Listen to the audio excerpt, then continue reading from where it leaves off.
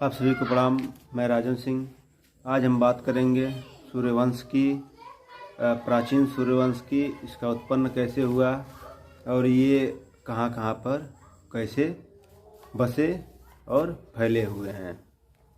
क्षत्रियों का सबसे प्राचीन वंश क्षत्रिय सूर्यवंश है। इसकी राजधानी मनु के पुत्र इक्ष्वाकु ने कृतयुग के प्रारंभ में आजकल की जो ऐतिहासिक गणना है उसके अनुसार लगभग 6000 साल पहले बसाई थी, शुरुआत की थी। उसी समय सूर्यवंश की कई शाखाएं भारतवर्ष के भागों में स्थापित हुई, जैसे विदेह वंश मिथिला में, वैशाल वंश वैशाली में, शर्यात वंश कुशस्थली द्वारिका में, नाभाग यमुना के किनारे, कुरुश सेन के किनारे और द्राट वंश पंजाब में। इसके बाद भी सूर्यवंशी क्षत्रिय भारत और इसके बाहर के देशों में फैलते रहे। वर्तमान क्षत्रिय जातियों के एक बहुत बड़े अंश का उद्गम सूर्यवंश ही है, किंतु कालक्रम के सूर्यवंश की शाखाएं बढ़ती गईं। कालक्रम से सूर्यवंश से नए वंश और उपवंश फूटते गए। इसका परिणाम यह हुआ कि बहुत तेजी से सूर्यवंश के क्षत्रियों ने अपने किसी पूर्वज विशेष, प्रांत विशेष, धर्म विशेष आदि के कारण नई नई उपाधियां धारण की। जो आपको बता दें, इसमें लिखा है पूर्वज विशेष, यानी कि उनके पूर्वज जो हुए वो उन्होंने अपने पूर्वज का नाम रख लिया। प्रांत विशेष, जहाँ वो बसें उस प्रदेश का नाम रख लिया। धर्म विशेष, जिन्होंने बौद्ध धर्म का या जैन धर्म को स्वीकार किया, इस प्रकार से इनका भी नाम बदल गया। और उपवंशों और उपशाखाओं के नए नए नाम प्रचलित हुए। वे प्राचीन सूर्यवंश के बदले नए वंश नामों से पुकारे जाने लगे।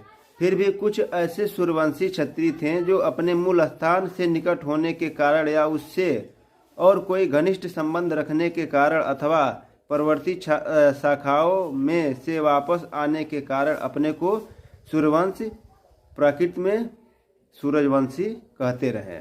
इस प्रकार के क्षत्रिय गोरखपुर जनपद में भी हैं। फैजाबाद से सूर्यवंशियों के पूर्वज कुमायूं से आए थे। वास्तव में गोरखपुर और बस्ती सूर्यवंश की मूल राजधानी अयोध्या के इतनी पास है कि अत्यंत प्राचीन काल से इन प्रदेशों में सूर्यवंशियों का होना संभाविक है। इक्ष्वाकु से लेकर मौर्य वंश तक यहाँ सूर्यवंश का ही आधिपत्य रहा है। इस सिलसिले में बहुत से सूर्यवंशी यहाँ बसे हैं। इसमें से बहुत से लोग नए प्रसिद्ध पुरुष, गोत्र परिवर्तन, प्रदेश, राजनीतिक और धार्मिक आदि कारणों से नए नाम और नई उपाधियाँ शाक्य, मौर्य, गौतम, रघुवंशी, श्रीनेत, मल्ल, शैतवार, विश्वसेन आदि धारण कर लिए। किंतु जो लोग मूल वंश से विशेष संबंध और ममता रखते थे वो अपने को सूर्यवंशी कहते थे, और बाकी लोग अपने को, जैसा कि हम आपको नाम बताए हैं, शाक्य, मौर्य, गौतम, रघुवंशी, श्रीनेत, मल्ल, शैतवार, विश्वसेन आदि कहते थे।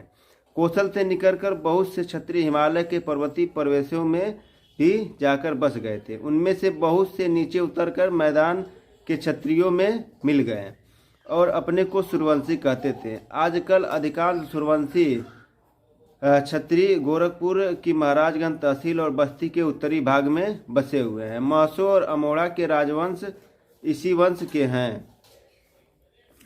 प्राचीन सूर्यवंशियों की संख्या गोरखपुर में बहुतायत है, यानी कि बहुत ज़्यादा है, किंतु पर्वतीय प्रदेशों से लौटे हुए सूर्यवंशियों को लेकर यहाँ संख्या बहुत ज़्यादा हो जाती है।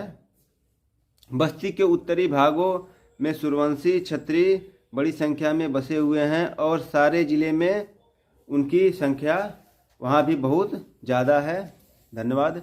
चैनल पर नए हैं तो चैनल को सब्सक्राइब कर लीजिएगा, वीडियो को लाइक कर दीजिएगा और कमेंट करके अपनी राय जरूर दीजिएगा। जय मां भवानी।